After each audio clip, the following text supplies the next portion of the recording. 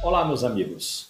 O assunto do vídeo de hoje é um tema recorrente que, apesar de ser muito simples, é necessário que sejam observados alguns critérios para que nós tenhamos um resultado satisfatório. Nós estamos falando do dimensionamento do disjuntor geral de uma instalação elétrica. E essa foi uma sugestão do meu amigo William, lá de São Paulo, e do Leoni Lacerda. Como já é de praxe, eu peço que vocês se inscrevam no canal, dê seu like e acione o sininho das notificações. Pois bem, vamos à nossa pauta de hoje. É muito comum as pessoas perguntarem: que disjuntor eu devo usar para proteger a instalação da minha casa? Eu quero lembrar que cada instalação ela deve ser analisada de forma independente. A única exceção são aquelas casas embrião muito populares em obras do governo, que realmente elas seguem um projeto padronizado para cada unidade residencial.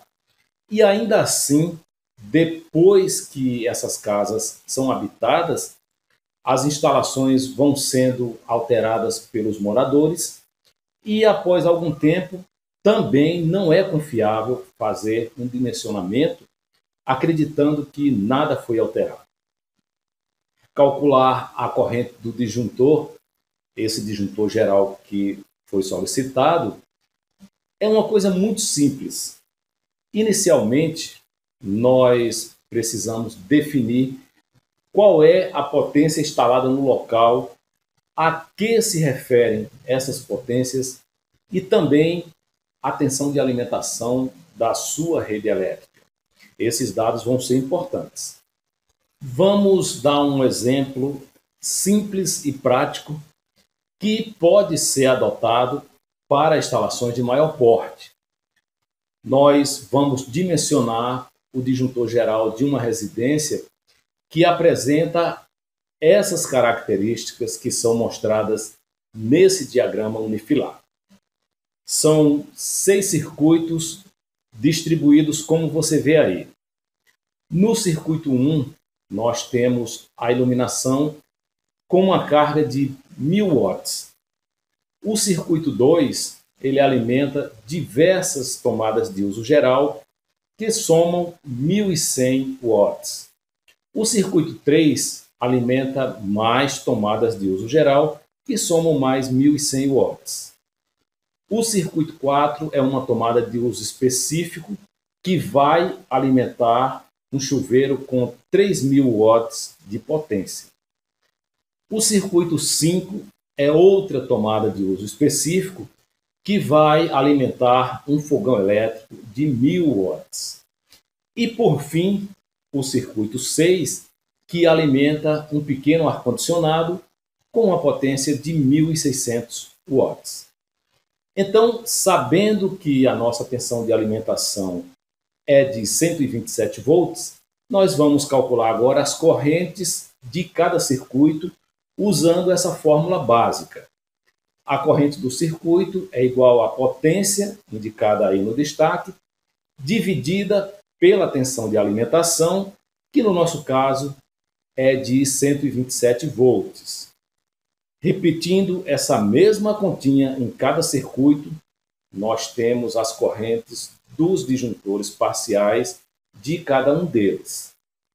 Veja que aí no circuito 1, a nossa corrente é de 7,87 amperes. Então, o disjuntor padrão mais próximo é 10 amperes e vai atender perfeitamente a proteção desse nosso circuito. No circuito 2, nós temos uma corrente calculada de 8,66 amperes, resultando em um disjuntor de 10 amperes padronizado. No circuito 3, a potência é a mesma do circuito anterior. Então, a nossa corrente será 8,66 amperes e o disjuntor padronizado 10 amperes. No circuito 4, a corrente calculada é 23,62 amperes e o disjuntor padrão mais próximo é 25 amperes.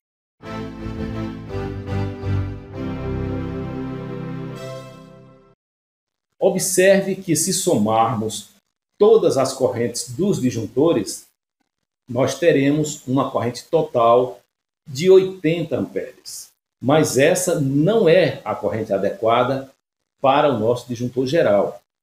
E por que não? Agora é que vem o pulo do gato. Nós iremos aplicar na potência um fator que nós chamamos de fator de demanda. O fator de demanda ele é determinado pelas concessionárias de energia locais e serve para adequar as potências instaladas à realidade de consumo, de funcionamento da instalação elétrica em questão. Por exemplo, se o meu circuito tem 10 tomadas e só funcionam 5 ao mesmo tempo, então o meu fator de demanda ele será 0,5. 50%, metade. Mas nós devemos ficar atentos porque cada concessionária tem seus próprios padrões e é muito comum ocorrerem algumas variações. Eu vou tomar como base uma concessionária que apresenta essas tabelas que você está vendo sendo mostradas agora. O fator de demanda ele é separado em grupos.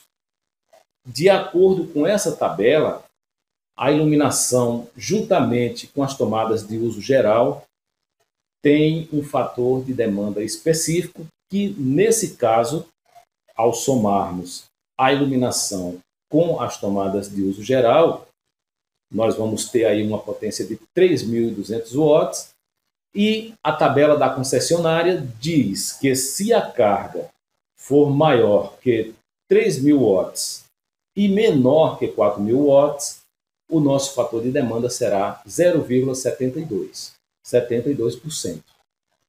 Pronto.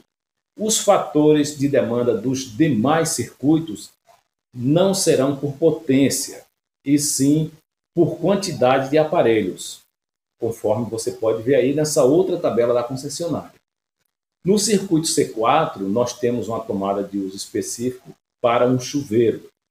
Como nós temos apenas um chuveiro, a concessionária sugere que o fator de demanda seja 1, equivalente a 100% da carga, como você pode ver na tabela aí sendo mostrada. No circuito C5, nós temos outra tomada específica para um fogão elétrico. Como ele é apenas um equipamento, a concessionária sugere também que o fator de demanda seja 100% da carga, como você pode ver aí. Por fim, o circuito C6, que atende o ar-condicionado. O fator de demanda também é determinado por quantidade de aparelhos e segue o mesmo princípio na tabela. Apenas um ar-condicionado, fator de demanda igual a 100% da carga, como está sendo mostrado. Prontinho. Agora, com os fatores de demanda em cada circuito definidos, basta que você multiplique a potência do circuito pelo fator de demanda e você terá o valor real de potência consumida nesse circuito.